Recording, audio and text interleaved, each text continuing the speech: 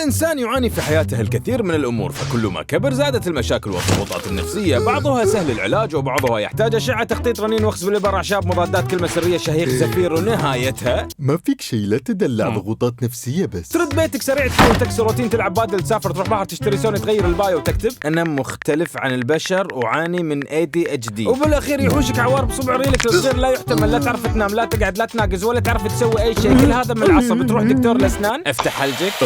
دكتور، شوي دكتور